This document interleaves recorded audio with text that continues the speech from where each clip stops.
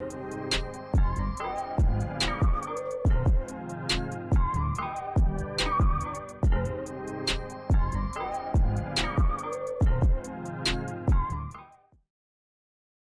everyone, welcome to another episode of Psychology of the Grind. My name is Rob Walker, and we help aspiring leader entrepreneurs develop their mindset and business skills to win in business and in life. And today we have a very, very special guest. He is going to share with us a little bit about luxury real estate, talk about his background and how he got started. This is going to be a real treat. Without further ado, welcome to the pod, Rod Watson. Hey Rob, how you doing? Thanks, man. Thanks for having me. All as well. Appreciate the opportunity to be here and discuss today's topic with you, which is luxury real estate.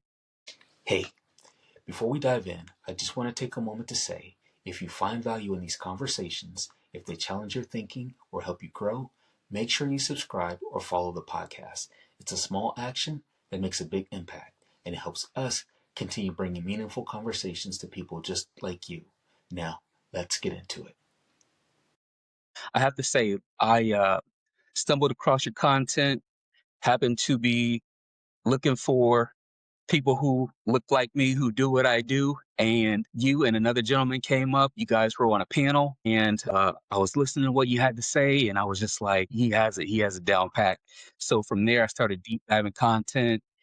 And man, I've been on this journey. I probably watched maybe like 6 or 7 of your interviews. So I think this is going to be really inspiring for people who are like myself, brand new to the industry, and are just sort of starting to get their feet wet. I wanted to start from the very beginning though. So for those that don't know you, if you don't mind, could you share a little bit of your background?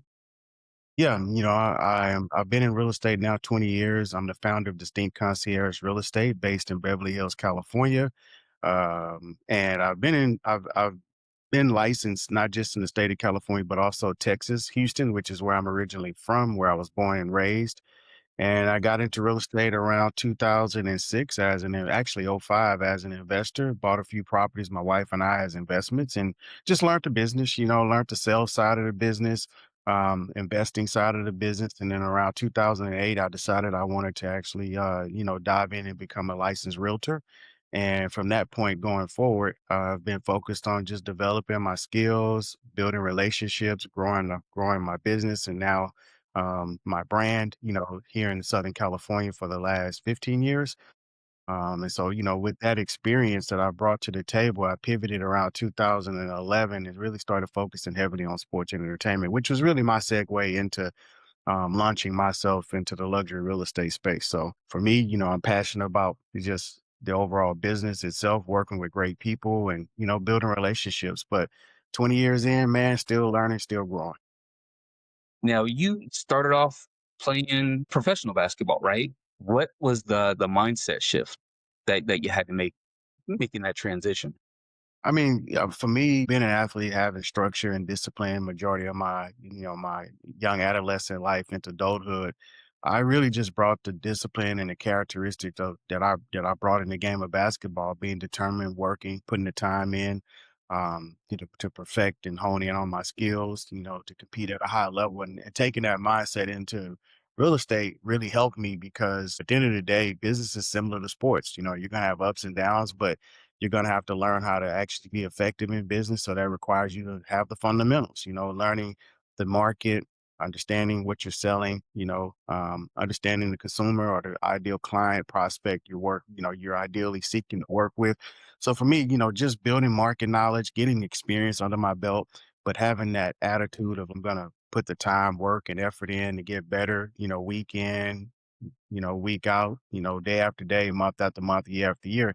You just compound, you just stack, you're stacking days and you're working to get better, earn people's trust. And that was my focus. So the mindset was really just bring the discipline, the commitment to succeeding that I brought to the game of basketball and sports and just transferring over. So for me, it really wasn't like the mindset was more like just learning the market, learning the business, understanding what it takes to be successful, studying other great professionals in this space and seeing how they conduct themselves, studying how transactions are done, at the basic level all the way to the highest level, right? And I started at the basic level. I know a lot of people they want to jump into the business and start out at the high end right away. And there's nothing wrong with that, but you have to understand what comes with that. And so for me, I started at the basic level as an investor, then as an agent, and really just work my way, work my way up. But at the end of the day, once I set my mind to something, just like in sports, I wanted to play basketball.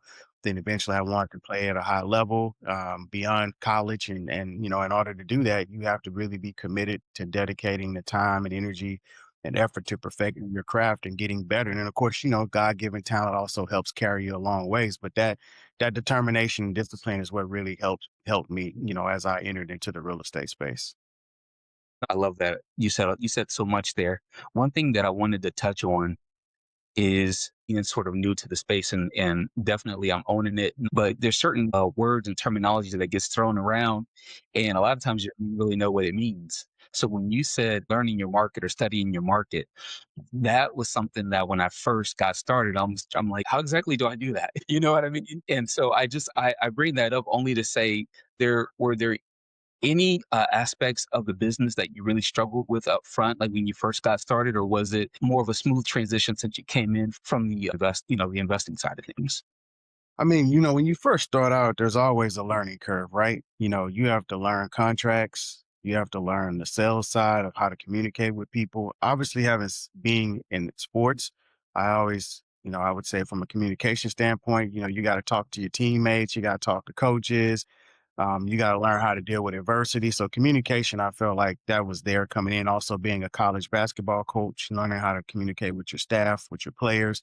Those things I think are tangibles that you must be able to master when it comes to understanding how to communicate with people, understanding personality styles, traits, those things I felt I would more or less say I had down, but aside from that, coming into the business, I think the sales side, right? Understanding the process of sales, having also Yes. sold cars or high end automobiles prior to getting into real estate, having that sales experience helped me to understand how to actually present myself, understanding your product that you're marketing and selling. And so for me, the product was real estate, land, understanding, the terminologies, understanding contracts, like all of those things I had to immerse myself in. So that first probably year, that's a big learning curve. I tell people anytime you get into business, it's not just having a license and I'm going to go out and sell tomorrow. Like you need to be in an environment where you can learn, you can be around someone that's either going to mentor you, train you, or a combination of both, and you have to be able to get out and practice. It's not easy. I think people underestimate what it really takes to be successful in this space.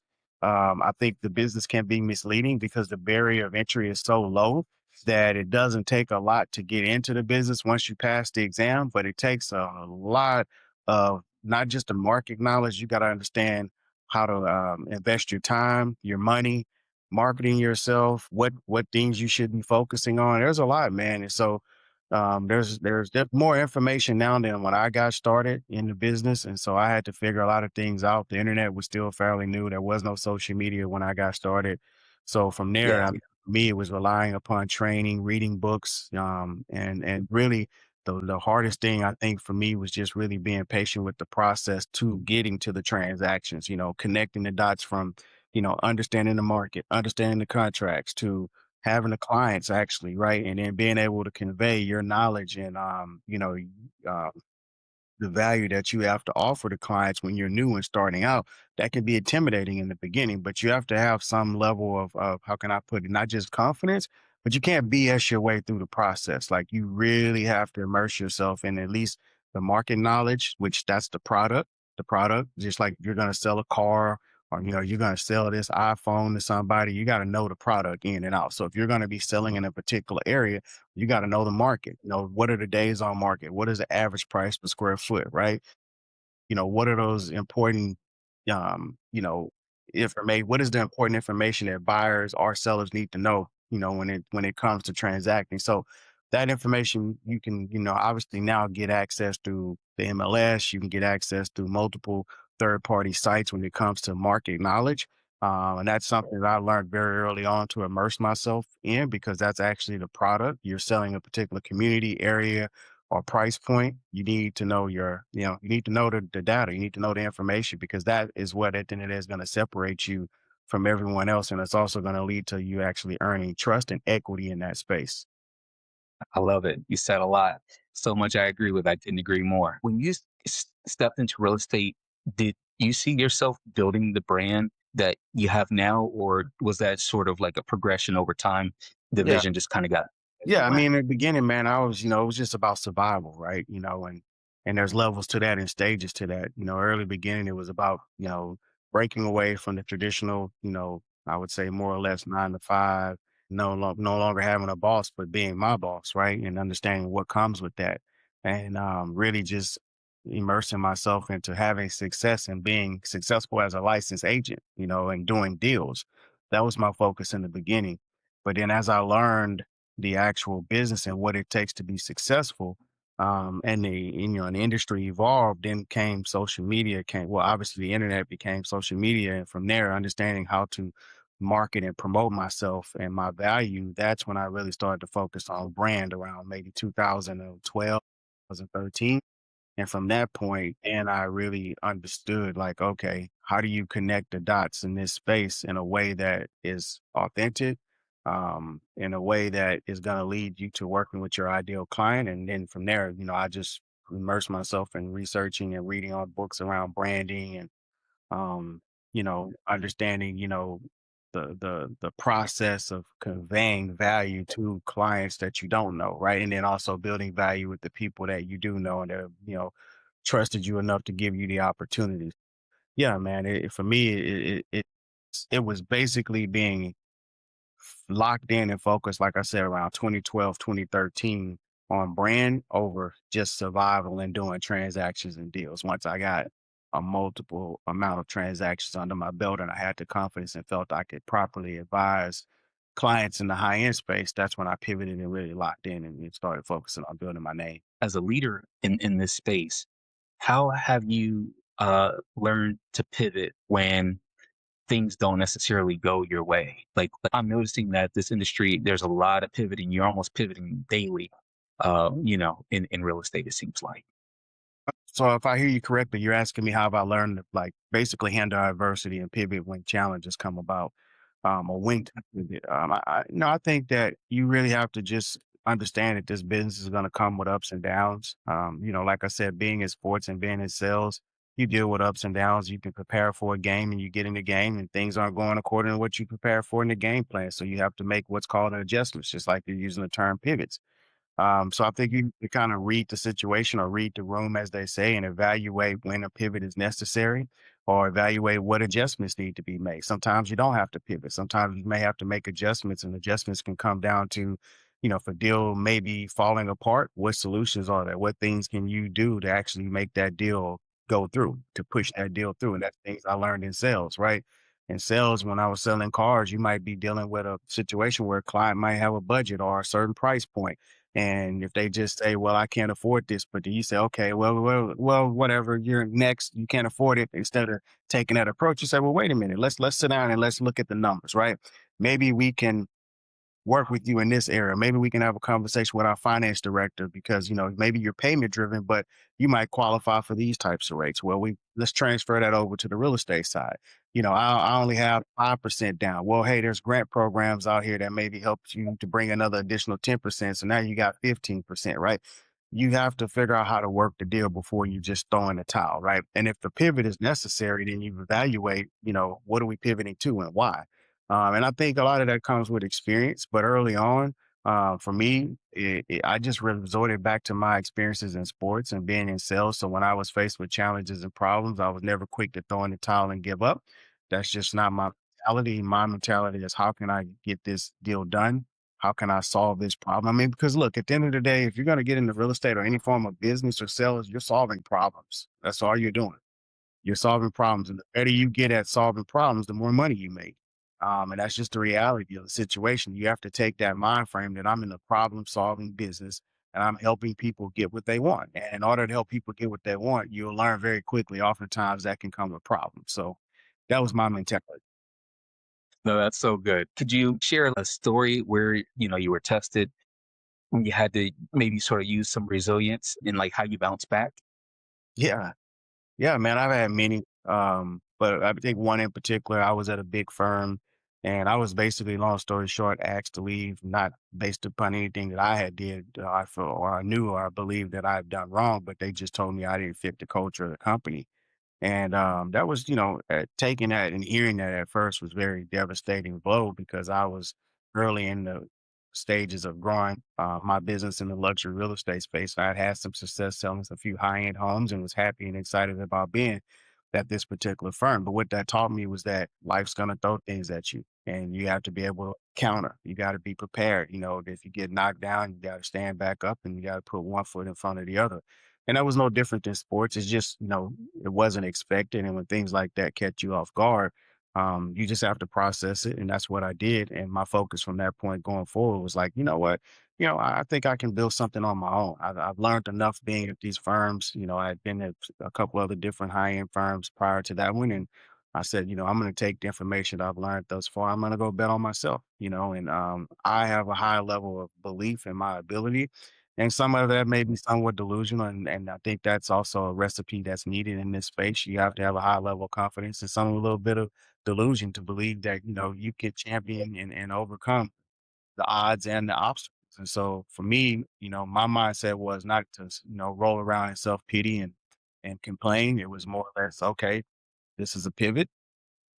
This is a learning experience. Even though I did nothing wrong, there's things that you can learn from this situation. And I took that information and applied it to being on my own and building my own brand and building my own company. Here I am today. Wow. Something like that sounds completely unexpected. Somebody just asking you to leave without any rhyme or reason. Piggybacking off of that, when the market changes or a client unexpectedly asks to do something different than what has already been discussed, how do you like adapt to that when that's the case? Like something that's sort of unexpected in that way.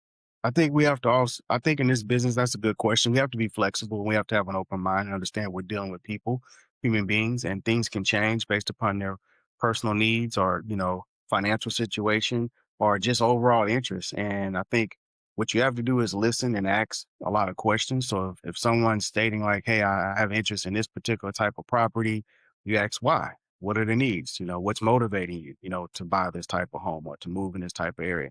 And then they give you that information. And let's say you go out and you look at homes in that area that fits the criteria, the budget, the scope, and then they like, oh, I want to go see this over here, right? And now the plan changes, right? And you have to adjust. You have to ask why. What piques your interest about this versus what you share with me about this, your buy box over here. Now that's changing, and that's okay. You have to understand. You have to have flexibility. You're helping this individuals make informed decisions. So what you do is ask the right questions and then you provide them with the information to make informed decisions. And that's my approach. You never get frustrated, even though a client might lead you to believe that they're locked in and engaged on a particular area, price point, and interest. There may be things that they see that changes their mind. And I've had that happen often where, client wants A and then ends up buying B. That's okay as long as if they go from A to B, it falls still within the parameters of what their budget is. And of course, the style of the home, things that they may have originally been interested in could potentially change, but you still do your job to advise them to make sure that they're making an informed decision. And as long as those boxes check out that they're making a good decision, and if that's the case, then you support them in that and you help them get the deal done. And if it doesn't, you remind them like, hey, this doesn't fit what we're our original goals, right? Or this isn't a good buy. And here's the reasons why. I like that. I like that. How have you been able to focus on planning strategically for the future while also focusing on what you have to do today? Yeah, that's a good question. I mean, I have a lot of notes that I've written down that are like basically I look at everything from like 3 to 4 year plans. So I'm never just doing something on a whim. And I have a business plan, and my business plan is my roadmap. And so, each quarter we're looking at the business plan, looking at the roadmap that we've planned out on things that we're going to be focused on, executing on from my individual production to the actual brokerage, right? To actually, running the team and helping our other agents perform and do deals. So you have to have a business plan. You have to have a roadmap. And that's what I go by. I go by the roadmap and that's what I use as my guide. And then when it's necessary to make tweaks or adjustments, quarter by quarter, then that's what we do. Just like in a game, you got 4 quarters and every quarter There's going to be something different that you're going to encounter, regardless of what the scouting report says, or coming in for the game plan. You have to be prepared to make adjustments or pivot at any point in time. If things aren't going according to plan, you figure out why. Like example, if you're marketing and you're not getting results after marketing and spending money on a particular a marketing initiative or channel after 3 to 6 months, then you may have to pivot and put that money other places. So again, man, following the business plan, staying committed to that, and just looking at the data and the numbers and making adjustments where needed. I love it. It automatically made me think about the other interview you did where you talked about the playbook Yeah, and having that playbook. yeah, And when I first heard that, I was like, "That's so good. That's so good." yeah, yeah. Um, I think discipline and structure and just understanding, like, in business, it's going to take time to build the things that you desire to do or would like to see manifest. And so writing out your goals and then writing out a roadmap on what things you're going to do to get you one step closer to those goals. And then you just chip away at it day by day, week by week, month by month, year by year. And if you encounter any obstacles or things that cause delays, then recalibrate, adjust, don't panic. You know what I'm saying? It's okay to get frustrated, but gather your thoughts, go back to the game plan, and then refocus, and just got to keep moving forward. But if you have a roadmap and a game plan, then you can put yourself in position to be one step closer to your goals versus if you're just kind of doing things by the seat of your pants or when you feel like it, it's going to be hard to have success. yes, If you're still with us and this episode is resonating, I encourage you to take a moment to hit subscribe. Psychology of the Grind is all about elevating how we think, lead, and grow, and there's a lot more coming your way. Stay tuned. I was wondering, well, what daily habits or routines have helped you stay consistent in such a competitive industry? Yeah, I mean, quarter by quarter, you're going to make adjustments. But I think for me, as I've gotten more seasoned in this business, is really understanding to take time for myself, in the mornings, having meditation, reflection, affirmations, positive affirmations, reading, working out at the gym. The first half of the day is really all about me, right? And then from there, I know that I have certain tasks that I have to get done related to my production and my business. And then I also have Yeah, things that have to get done related to the business. So you're kind of working in your business, working on your business, kind of, floating in between back and forth. And then you're working on yourself, right? Things that you got to do to work on yourself to get better, both in the business and in your personal life. And so for me, I've taken that approach has worked well for me, similar to sports. You got to get up in the morning. You got to, stretch, work out, right? Get in the gym, get your shots up, steady the playbook, practice, right? Rinse, repeat, right? And that's kind of the yes, repetition. And then, of course, there's going to be the clients, right? You're servicing the clients, what's on your schedule, or you're prospecting, like what systems do you have in place? For me, I've learned how to implement systems where I'm not constantly chasing after clients. I have a referral base, I have a database. So, I wake up in the mornings. I know I've got certain processes of emails going out weekly, and I'm looking, okay, who's engaging with those emails, right? Or I have lead gen systems working in the back end, and I'm looking, okay, who's engaging? Who do I need to follow up with, right? And then I have clients that are reaching out to me that, A, want to see properties, A, they have questions, or B, hey, I'm meeting a potential client that wants to sell their property. So my weekly routine is really based around self, taking care of self, right? First. My wife and I, we work out together in the mornings, we walk, having a positive mind frame, and then attacking the day from there. I love that. I wanted to ask you a question about something that you said. I'm curious. I have a psychology background, so I'm always curious about certain things that are sort of psychology related. What kind of emotional intelligence is required to work with high end clients, such as athletes and entertainers? That's a good question, man. I think emotional intelligence is something that is a gift, and then if you have it, you have it. And if you don't, you might have to figure out how to bring people around you to help you develop that necessary skill. But I think innately that's something that you naturally have. And for me, I believe that's something I've naturally, it's a gift of mine that I have, and I think in order to have success in working with anyone, for that matter, just not high net worth or sports and entertainment or athletes, is really just understanding people and having empathy, and meeting people where they are. Example, people talk about, oh, athletes are dumb jocks or they're not financially literate. Like, you got adults that's 35, 40 years old that ain't financially literate. So you can't just single out those individuals because that's what everybody says, or take, judge a book by its cover. Like, get to know people, but at the same time, be your authentic self. Learn how to read people's body language, make eye contact with people. Lead with, genuineness, understanding who they are, what their needs are, how you can help them, ask questions. So I think you do have to have a high level of emotional intelligence. And I think that starts with caring, right? And having kindness in your approach to how you deal with people versus it's just another transaction, or, how quickly can I get this deal done? Or how much money can I make? Instead of counting the dollars and the numbers, really focus on, hey, who is this individual?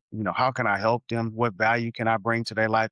And how do I retain this relationship for life? Right. And that's something I think when you have a high level of emotional intelligence, you can pick up on cues, right? Body language, how someone responds to you, the eye contact they make with you. Are they engaged? If they don't seem as though they're as engaged as interested, I'm not gonna press them, right? But I'm gonna leave it open to them that if they do need me or my services, or hey, here's some information to learn a little bit more about me, right? You got to figure out how to warm up to people. Also, fashion is a big thing for me. Like, now I'm not saying I'm a fashion guy, but I pay attention to fashion, right? So if there's things that I see, like, hey, man, I see you wearing that Jacobs whatever watch, or I see you wearing those new J's that are limited, I'm going to figure out a way to spark conversation with you that can be an icebreaker that leads to some form of a connection or commonality, where then it makes it a little bit more easy to ask personal questions. I don't start out just asking personal questions, figure Yeah. out like what makes that person tick. Also, with the internet now, any potential client or prospect that you're meeting, Google them, look them up, find out as much information as you can about them, because that information can be used to build rapport with someone, or to help you create a connection with them, because people like to talk about themselves. People like to know that you spend some time to get an understanding of who they are. So that's my approach and how I deal with that. No, I love that. I love that. Can you share a time when empathy helped you build a deep rapport with a client?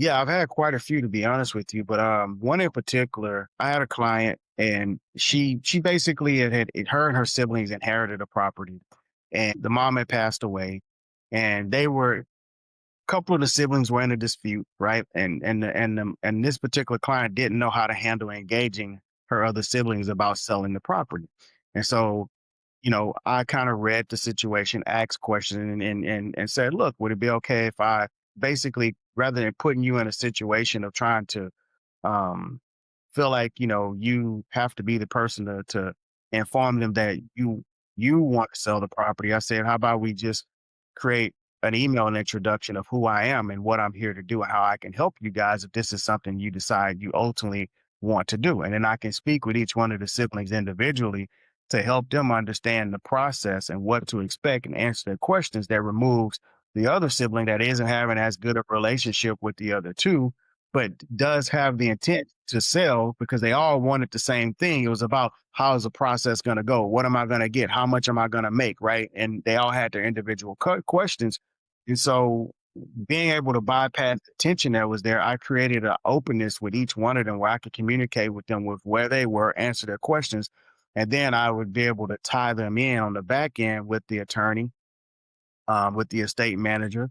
And then once all of those hard questions was answered and they felt comfortable, then we were able to all get on a call to talk about the process, because they all Yes. understood what was going to happen and how it was going to happen and what they could potentially expect to earn if the property sold for a particular price, right? Because at the end of the day, they all want to know, how much money am I going to get? And really, what's in it for me? So I understanding that agree. and having the empathy rather than trying to force a situation to say, we got to do it this way, I had to meet them where they were and figure out a solution that would ultimately help them all get what they wanted, which was to sell the property. That's so thoughtful. I like that. I like that a lot. I want to be respectful of your time, so I have a couple questions left. That's fine. Yeah. When it comes to money management for new agents, Yeah. what advice would you give a new agent about managing commission and building financial stability? Well, first, that's another great question, man, because oftentimes, you don't have those conversations about money. You have conversations about making money and getting the deals. But the first thing I would say to any agent, do not take commissions in your name. You need to formulate some type of LLC, where you are structuring those dollars to be directed to that LLC, structure the LLC to be an S corp, and then pay yourself a salary, and live off a minimal salary in the first, probably, I would say, 7 to 10 years of you basically doing deals. And the rest of the money, reinvest that money back into the business, invest maybe some of that money if there is enough there to put into the market. Maybe it's the S&P, you might allocate a certain commitment, especially if you're single, if you don't have kids in the family. Because for me, I'm a family of five. So I not only have to run a business, I got to reinvest in the business. I got to take care of my family. So there's more capital that's needed per state. If you're a single individual, you want to be investing at least 10% of every commission that comes through your efforts to procure deals back into the business, right? And then from whatever's left, you pay yourself a salary and then you take the other and you invest it if there's enough there to invest, whatever that remaining amount is. But number one, do not take any form of commissions in your name. Structure an LLC in an S corp, and then pay yourself a salary, minimal salary that you can pay your bills, nothing more, and live lean. Live lean for the first 7 to 10 years of you make it that far in this business because you're going to need as much capital to weather the storms that come with being in this business. And that was one of the mistakes I made early on, because you just don't know, right? There's changes in the marketplace, right? There may be seasons where you're going and you're selling, and then there's seasons where it's dry. It's like being a farmer, right? One season your crops come in, and next season they don't. So what are you going to do if your crops don't come in the next season? How are you going to prepare yourself for that? So I think you have to bring that level of mindset to the business. So that would be my advice when it comes to actually dealing with commissions and money. That's so strong. That's phenomenal. I'm gonna lean into that. I appreciate you being on this journey with us. If something in this episode connected with you, I'd be honored if you would subscribe, leave a quick review, or share it with someone in your circle. That's how we grow this community and keep pushing the conversation forward. I appreciate you tuning in, and as always, keep showing up, keep building, and keep doing the work. When it comes to time management, you kind of alluded to it a little bit before, but how do you structure your day so that you can perform at a high level, like consistently? Yeah, having a routine is important, but I think what you have to look is where are you at, setting your goals right, and then structure your day around basically chipping away to obtain those goals. So example, if you're new in the business and you don't have any clients, then you got to figure out how are you going to get clients. I was 70% of your day needs to be directed towards how am I going to generate business? What system and processes am I going to commit to? And start it in quarters, like phases, 90 days. So the first 90 days, here's the things I'm going to do, right? So we have a 90-day action plan. So when our agents are getting into the business or they're coming to be a part of what we're doing, we're like, here's 90-day action plan. And then there's part two of the 90-day action plan, right? So you're basically breaking things down into quarters, just like sports. First quarter, second quarter, third quarter, fourth quarter in football, at least football and in basketball, right? Or in Yes. college, it's had two halves. So first half of the year, second half of the year. You're actually formulating a game plan. But I think what I think early on in your career, 70% of your time needs to be devoted towards generating business. So prospecting. What things can you commit to? There's old traditional methods, cold calling, door knocking, right? But then you can go beyond that. You have social media now. What kind of content are you going to put out to educate your clients, right? How much time are you going to spend on that? Or what resources do you have? And if you don't have the money, what things can I be focusing on that are very cheap to do or doesn't require a lot of money, but I may have to invest my time. So you have to understand the level of Yeah. commitment. You look at a pie. So 70% of this pie needs to be focused. My energy needs to be focused towards these money making activities. The other 30%, that can be a combination of 10 of that is focusing on your well-being, your health, right? Because that's important. The time you're putting in to develop your skills, your market knowledge, another 10% there. You follow me? And then another 10% be put around business development. What things can I be focusing on to help me grow my business, strategic partnerships so I can drive in referrals or get support from people to help me get the deals across the finish line when I do get them. So that's how I Yes. would look at it starting out. But if you're a little bit more seasoned like me, you know, um, 60% of your day may be focused on, which mine is systems and processes that are working for me on the back end to drive in business, right? And then the other 40%, I'm taking 20% of my time on me, right? And then I'm taking like the other 20%, I'm breaking that up, business development, strategic partnership, follow-ups, right? You know what I mean? Yes. And then from there, events that we plan that we have going quarterly where I'm networking. Like we got an event tomorrow that we're hosting at our penthouse listing, right? To not only market the listing, but I'm connecting with other agents that are in this space of real estate. They may desire to sell high-end homes. So, I build a relationship with someone today. They may decide that they may want to come partner and work with us and be at our firm tomorrow or next year, right? So you're always planting those seeds, but that's how I divvy up my time. 60 heavy on the processes in the system to generate business, and then the other 40 is divvied between my personal time, family time, business development, you know what I mean? And then of course anything else I think is necessary with that remaining time that I have to continue to help me grow in this space. That's so helpful. Just in kind of wrapping up, I wanted to end with something fun.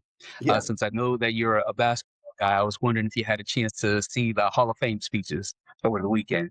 Yeah, I listened to a little bit of like sound bites from like social media, hearing LeBron talk, hearing Carlos Boozer. I know Carlos Boozer, he's a good friend. I'm happy for him. He was a part of that Redeem team. Having his parents there, I thought was great. Hearing him talk about the relationship coming from Alaska and his overall career playing at Duke and being a part of the Redeem team. Hearing LeBron talk about having Kobe come and help them get across the hump because we know what it was like previously before they were winning bronze medals and, basically getting their asses kicked until Kobe came along. And I think that really showed the superiority and the level that Kobe was on when people talk about LeBron and Kobe. LeBron Yeah, couldn't get the Olympic team to the goal. When Kobe came in, he set the standard, right? And Kobe learned that from MJ. So there's a pecking order to everything. But overall, I think seeing those guys level of success years later and what it's meant to the game of basketball, I think it's only right that they're all, get acknowledged for their contribution and what that Redeem team meant. I still don't think that team could beat the original Dream Team, but original. definitely feel like Yes, they can give them a run for money, no doubt about it. If they play 5 games, maybe they win 1 or 2, but I definitely feel like that the original Dream Team set the standard. And those guys were basically trying to meet that benchmark, and having Kobe be a part of that team really got them across the hump. So, having a little bit of that nostalgia, but at the same time, seeing what the overall experience meant to those guys was great to see. man, I don't even remember how old I was. I might have been 10 or 11 around that original Dream Team. Yeah, And I just remember like, seeing those guys in Barcelona and, like just the atmosphere and everything, man, it was amazing that original Dream Team. It can ever compare to that. When as I was listening to them talk in that panel interview, I thought it was pretty special. My biggest takeaway was I really enjoyed Carmelo Anthony's speech. I thought what he had to say was very thoughtful. And I thought that he put a lot of effort and energy into his speech. Real big on attention to like detail and wanting to get a certain point across. And yeah. I thought he did really well with that. So Yeah. Well, if it's you get been a good chance to, seeing his maturation and seeing him as a father and seeing what he's done in his son's life, seeing his son going to Syracuse. I know he overall maybe didn't have the overall career that he ideally wanted, meaning winning championships, but his career was yeah, impactful. He definitely leaves a mark on the game, and he was a solid player. And again, having the opportunity to be in the Hall of Fame, he'll be a first ballot Hall of Famer when his time comes up. Aside from being inducted, based upon the actual Redeem team, so he'll get another opportunity to be on that podium again here in the near future. So I'm happy for him. yeah. No, for sure, for sure. And Rod, I just want to say thank you for your time. I Yeah, know that you didn't do it. I just want you to know that I'm the type of person I treat a crumb like a feast. I really, really sincerely appreciate, your time. I know it's valuable. This was actually very helpful for me, and it's going to be helpful to my audience too as well. And maybe in the future I can take you out for a cup of coffee if I'm ever in the area, something like that, and pick your brain a yeah, little man. bit more. Yeah. Hey, reach out anytime, man. I love connecting and helping our young brothers and sisters in this space out what it takes to succeed. And it's not easy. So as often as regularly as we can connect to support each other, I'm here for it. Congrats, on getting your first deals in the escrow, and hope you get those across the finish line. If there's everything I can do to help, reach out.